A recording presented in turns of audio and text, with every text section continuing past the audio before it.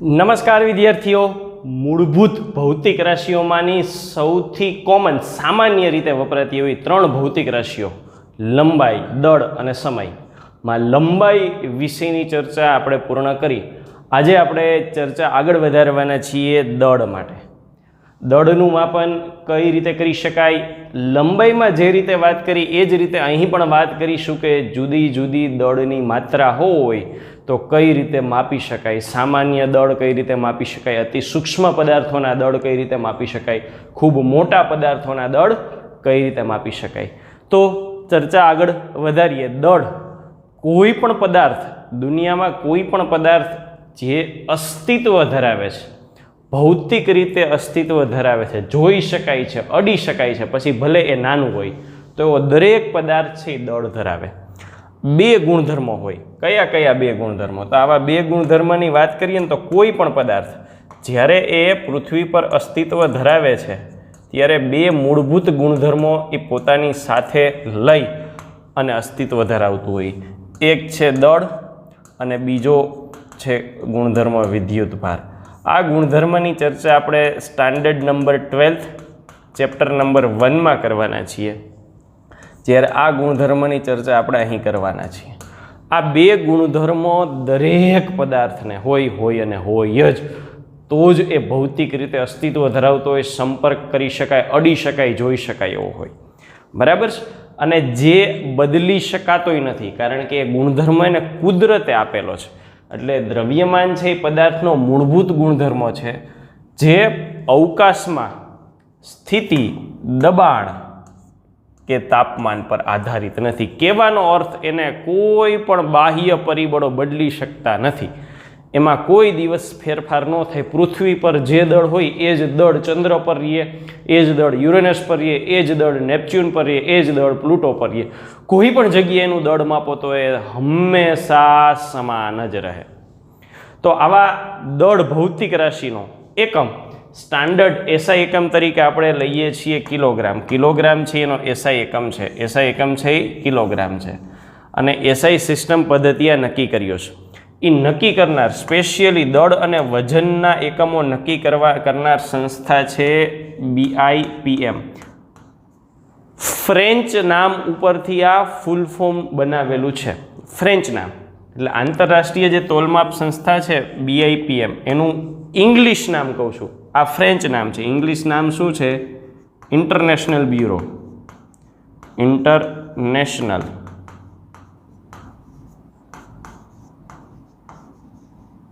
Bureau of weight and measurement.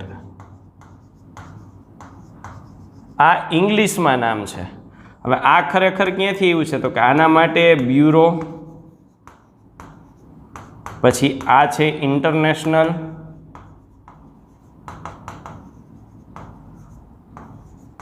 Dash, પછી આના માટે છે પોઇન્ટ્સ એટ મેઝર્સ. હવે આ જે નામ છે એ ફ્રેન્ચ નામ છે. આપણે કોઈ ચિંતા કરવાની જરૂર નથી. એ ફ્રેન્ચને ઇંગ્લિશમાં તમે કન્વર્ટ કરો એટલે આવું એનું નામ થાય છે. એટલે આના પ્રમાણે ફૂલ ફોર્મની સિક્વન્સ નથી. ફૂલ ફોર્મની સિક્વન્સ ફ્રેન્ચ નામ પ્રમાણે છે. એના દ્વારા આ નક્કી કરી અને દરેક દેશોને એક એક કોપી મોકલી દેવામાં આવે કે કિલોગ્રામ તરીકે તમારે આટલું રાખવાનું રહે. એટલે એવી જ કોપી ઇન્ટરનેશનલ લેવલે જે નક્કી થઈ છે ઇન્ડિયાને આપેલી હોય. ભારતમાં પણ આવા દરેક એકમો, આ દળનું એક નહીં, દરેક એકમોની કોપી હોય. અને ઇન્ડિયામાં જે આ કોપી રાખવામાં આવે છે એને કહેવામાં આવે છે NPL. NPL આ એનું ગુજરાતી કરેલું છે. ઇંગ્લિશ શું થાય? એન એટલે નેશનલ, નેશનલ ભૌતિક વિજ્ઞાન ફિઝિક્સ પ્રયોગશાળા, લેબોરેટરી. NPL ત્યાં નવી દિલ્હી ખાતે આ પ્રયોગશાળા છે ત્યાં રાખેલી હોય. દરેક એકમ માટેની એક પ્રતિકૃતિ અહીંયા રાખેલી હોય અને એ કામ ફિઝિક્સને જ સોંપવામાં આવ્યું છે. એટલે એ વિચારી શકો કે આખી દુનિયામાં જેટલી ભૌતિક રાશિના એકમો છે એની પ્રતિકૃતિ અહીંયા હોય. અર્થાંત ફિઝિક્સ એક એવડો સબ્જેક્ટ છે. આ આપણે સામાન્ય એકમની વાત કરી કે સામાન્ય રીતે આપણે કિલોગ્રામમાં માપતા હોઈએ છીએ. એટલે ખરેખર તમે કરિયાણાની દુકાને લેવા જાઓ ને ત્યારે તમે એવું કહો છો કે 5 કિલો વજનના બટેટા આપો અથવા 1 કિલો વજનનું મીઠું આપો અથવા 5 કિલો આપો 10 કિલો આપો. ખરેખરી દળ છે, વજન નથી. પણ ઇવન તમે આપણે કોઈ પણ ફૂડ પેકેટના પાર્સલ જોશો ને એટલે ફૂડ પેકેટના પાર્સલમાં આવું જ લખેલું હોય છે WT 100G એટલે આ વેઇટ 100 ગ્રામ, વજન 100 ગ્રામ. એકચ્યુઅલી આ રૈવાજિક ટેવ પડી ગઈ છે. કોના જેવી વાત છે તો ટૂથપેસ્ટ નહીં, સવારે ઉઠીને શું જોઈએ તો કે કોલગેટ જોઈએ. હવે પેપ્સોડેન્ટ બ્રાન્ડની હોય અને એન્કર બ્રાન્ડની બ્રાન્ડ ગમે તે હોય, આપણે પાછળ કોલગેટ બોલીએ છીએ. ખરેખર કોલગેટ છે એ પ્રથમ ટૂથપેસ્ટની બ્રાન્ડ છે, પણ આપણને કોલગેટ જ યાદ રહી ગઈ છે. એના જેવું છે. ખરેખર આ વેઇટ નથી, ઇટ્સ અ માસ, એ દળ છે. બરાબર. પણ રૈવાજિક રીતે આપણે એને વજન જ સમજીએ છીએ એટલે બધી જગ્યાએ વજન લખેલું આવે છે. ખરેખર આપણે દળ જ માપતા હોઈએ છીએ. તો સામાન્ય એકમ છે એ કિલોગ્રામ છે. હવે દરેક પદાર્થ આ કિલોગ્રામમાં જ માપી શકાય એવું જરૂર નથી. ઇવન તમે ગરમ મસાલા લેવા જાઓ ને તો સાવ ગ્રામમાં 50 ગ્રામ ને 20 ગ્રામ ને 100 ગ્રામમાં હોય. કેસર જમ્મુ કાશ્મીરમાંથી ઓરિજિનલ કેસર રહ્યો ને તો 10 ગ્રામ 20 ગ્રામ એના ખૂબ મોટી કિંમત હોય, 500 રૂપિયા 1000 રૂપિયા આવી કિંમત હોય છે. તો દરેક પ્રકારના દરેક દળ માપવા માટે આ સફિશિયન્ટ નથી. ખૂબ મોટા દળ એવું, ખૂબ નાના દળ હોય.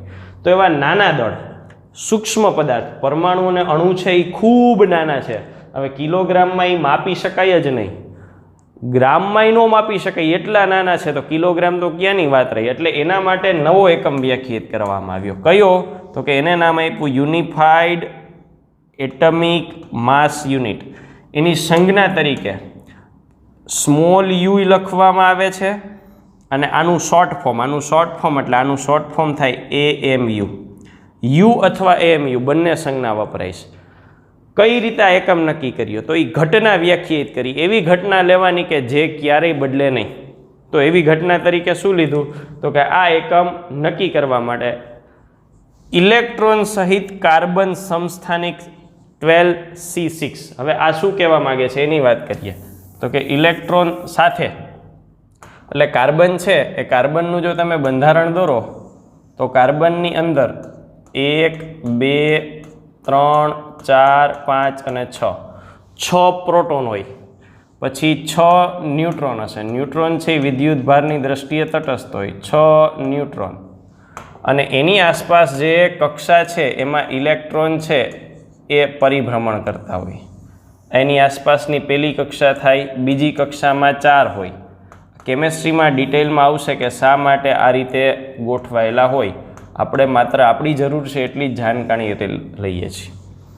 તો આવી રીતે કેન્દ્રમાં જે ન્યુક્લિયસનો ભાગ છે, આ ન્યુક્લિયસ છે, એમાં 6 પ્રોટોન છે, 6 ન્યુટ્રોન છે અને આજુબાજુ 6 ઇલેક્ટ્રોન છે. તો આનું કુલ દળ કેટલું થાય તો કે ટોટલ દળ, કાર્બનનું ટોટલ દળ કેટલું થાય તો કે 6 પ્રોટોનનું દળ MP માસ ઓફ પ્રોટોન, 6 ન્યુટ્રોનનું દળ માસ ઓફ ન્યુટ્રોન એવા 6 ન્યુટ્રોન વત્તા 6 માસ ઓફ ઇલેક્ટ્રોનનું દળ. એ ટોટલ જે દળ છે કાર્બનનું કુલ દળ. ઇલેક્ટ્રોન સહિત કાર્બન સમસ્થાનિકનો એક પરમાણુ, આ એક જ પરમાણુ મેં દોર્યો છે એનું દળ છે. એનો 1/12 ભાગ એટલે એના ભાગ્યા 12 કરી નાખી. એના ભાગ્યા 12 કરી નાખી એટલે જે આન્સર આવે એ આન્સર આવે છે 1.66 × 10⁻27 કિલોગ્રામ. અને આના બદલે તમે લખી શકો 1 એટમિક માસ યુનિટ. શું કામ કાર્બનનો આ સમસ્થાનિક લીધો? દરેક પરમાણુને પોતાના રેડિયો એક્ટિવ ગુણધર્મો હોઈ શકે. તો કાર્બન પણ એવો પદાર્થ છે કે સમયાંતરે પોતાનામાંથી વિકિરણ સ્વરૂપે ઉર્જા ગુમાવે છે, તો એના દળમાં ફેરફાર થાય. એટલે આવું આપણને જે કાર્બન રેડિયો એક્ટિવ નથી, નિષ્ક્રિય શબ્દ એમાં લખી શકાય એવા કાર્બનને લેવાનું. તો પ્રશ્ન થાય રેડિયો એક્ટિવ અથવા નિષ્ક્રિય એટલે શું? તો આ બાબત આપણે 12મા ધોરણમાં ચેપ્ટર નંબર 13માં ભણવાના છીએ. એટલે કાર્બન પરમાણુ છે એનું ટોટલ દળ એટલે અંદર 6 પ્રોટોનો હોય, 6 ન્યુટ્રોન હોય ને 6 આજુબાજુ ઇલેક્ટ્રોન હોય. એના ભાગ્યા 12 કરીએ એટલે જે દળ મળે એને 1 એટમિક માસ યુનિટ કહેવાય. અને એની કિંમત આવે છે 1.66 ઇન્ટુ 10⁻27 કિલોગ્રામ. બરાબર. તો આપણે બેઝિક અહીંયા વાત કરી. હવે એ જોઈ કે દરેક રેન્જના પદાર્થો હોય તો દરેક રેન્જના પદાર્થો ખૂબ નાના, ખૂબ મોટા, સામાન્ય, તો કયા કયા પ્રકારે, કયા કયા સાધનો વડે, કઈ કઈ પદ્ધતિ વડે આપણે દળ શોધી શકીએ છીએ.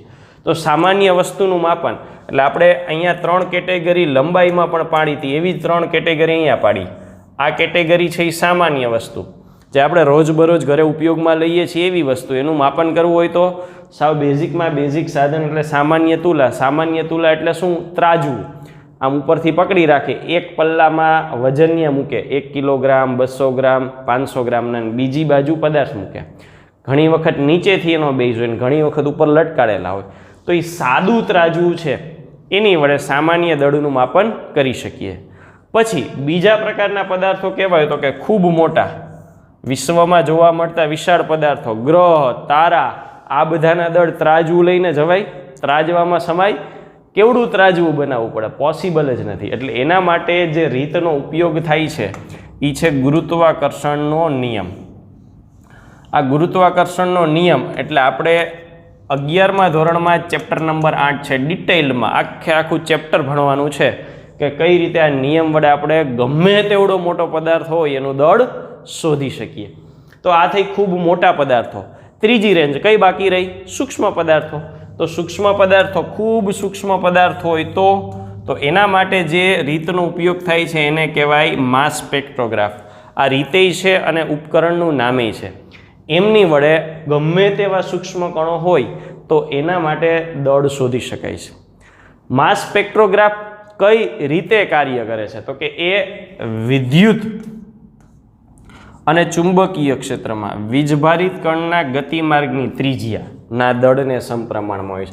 હવે આ એકચ્યુઅલી સૂત્ર લખું ને તો આનું સૂત્ર એવું થાય છે, R = mv upon q into b. જ્યાં m છે એ શું છે? તો કે m છે એ દળ છે, આ દળ છે. v શું છે? ઝડપ છે. q શું છે? વિદ્યુત ભાર છે. b શું છે? ચુંબકીય ક્ષેત્ર છે. R શું છે? ત્રિજ્યા છે. તો આ સૂત્ર કેમ આવ્યું સર? ડોન્ટ વરી, સૂત્ર માટે આપણે ચિંતા કરવાની નથી. ધોરણ 12 ચેપ્ટર નંબર 4 એમાં આપણે આ સમીકરણ સાબિત કરવાના છીએ. તો એમના ઉપયોગ વડે હવે જો અહીંયા શું કીધું છે? ગતિમાર્ગની ત્રિજ્યા, એટલે અહીંયા ધ્યાનથી જુઓ તો આ ત્રિજ્યા છે, તેના દળને સમપ્રમાણમાં હોય છે સમપ્રમાણમાં. R એ અંશમાં છે ને M એ અંશમાં છે, એટલે R છે ત્રિજ્યા છે એ દળને સમપ્રમાણમાં હોય છે. આ સિદ્ધાંતનો ઉપયોગ કરી અને શોધી શકાય. તો આ થયા 3 પ્રકારની સ્થિતિઓના પદાર્થો. ખૂબ મોટા હોય, સામાન્ય હોય અને ખૂબ નાના હોય. તો ત્રણેય પ્રમાણે આપણે આ મુજબ એના દળ શોધી શકીએ.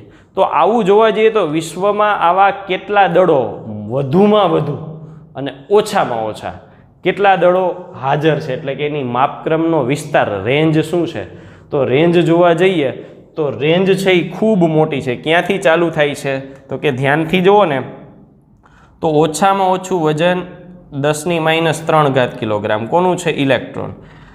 તમારી જાણ માટે હું અહીંયા લખું, ઇલેક્ટ્રોનનું એક્ઝેક્ટ વજન થાય છે 9.1 × 10⁻31 kg. અને રાઉન્ડ ફિગર કર્યો છે. 9નો રાઉન્ડ ફિગર શું થાય? તો કે 10 × 10⁻31 કિલોગ્રામ. ચાલો, આ 10⁻31 એટલે આ કેટલું થશે? 10⁻30 કિલોગ્રામ. આ વિશ્વમાં જોવા મળતું નાનામાં નાનું દળ છે. મોટામાં મોટું કેટલું? તો કે મોટામાં મોટું છે 10⁻55 કિલોગ્રામ. અવકાશીય ખગાડીય પદાર્થો છે એ બધા. એટલે આ જે દળ છે એના માટે હું લખી શકું કે આ મિનિમમ દળ છે. અને મેક્સિમમ દળ કેટલું છે? તો કે મેક્સિમમ દળ લગભગ 10⁻55 કિલોગ્રામ છે. તો આની રેન્જ લખવી હોય તો લખાય શું? તો કે રેન્જ આવી રીતે લખાય, 10⁻30 કિલોગ્રામ થી 10⁻55 કિલોગ્રામ. મેથેમેટિકલી આપણે એવું કેવું હોય કે આનો ગાળો કેટલો? તો કે ઓછામાં ઓછું અને વધુમાં વધુ એ એકબીજારે કેવડો સંબંધ ધરાવે છે? તો કે આપણે એવું કહીએ કે નાનામાં નાનું ઘર કેટલા માળનું હોય? તો કે 1 માળનું હોય. નાનામાં નાનું ઘર 1 માળનું, ગ્રાઉન્ડ ફ્લોર હોય તો 1 માળ કહી શકાય. વધુમાં વધુ તો ફોર એક્ઝામ્પલ વધુમાં વધુ ઘરની ઊંચાઈ 100 માળની કરી શકાય. તો ગાળો કેટલો થયો? તો કે 1 માળ અને 100 માળ એટલે 100 ગણું હોઈ શકે. નાનામાં નાનાથી 100 ગણું હોઈ શકે. બરાબર. તો એવી જ વાત આપણે અહીંયા કરીએ તો મોટામાં મોટું 10⁵ કિલોગ્રામ અને નાનામાં નાનું 10⁻³ કિલોગ્રામ. હવે જો આનો ગોઠવણી કરો એટલે 10⁵ -30 અંશમાં જાય એટલે +30 કિલોગ્રામ કિલોગ્રામ કેન્સલ એટલે આ કેટલા થયા? તો કે 10⁻85. જે નાનામાં નાનું દળ છે કયું? 10⁻³ કિલોગ્રામ. એનાથી મોટામાં મોટું દળ કેટલું છે? તો કે 10⁻85 ગણું છે. એટલે નાનામાં નાનાથી મોટામાં મોટું 10⁻85 ગણું હોઈ શકે. તો અહીં દળના માપન સાથે સંકળાયેલા મુદ્દાઓ ચર્ચા આપણે પૂર્ણ કરીએ છીએ. અહીં આપણને ટેક્સ્ટબુકમાં અમુક પદાર્થો માટે દળ આપ્યા છે જે માત્ર આપણી જાણકારી માટે છે કે ઇલેક્ટ્રોન માટે 10⁻30, પ્રોટોન માટે 10⁻27 કિલોગ્રામ, પછી યુરેનિયમ, રુધિર, ધૂળનો કણ, વરસાદનું બૂંદ, અવલોકીય વિશ્વ એટલે ખગોળશાસ્ત્ર.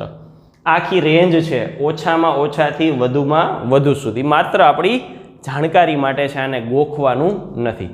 તો આ સાથે આપણે અહીંયા દળના માપન વિશેની ચર્ચા પૂર્ણ કરીએ છીએ. Thank you.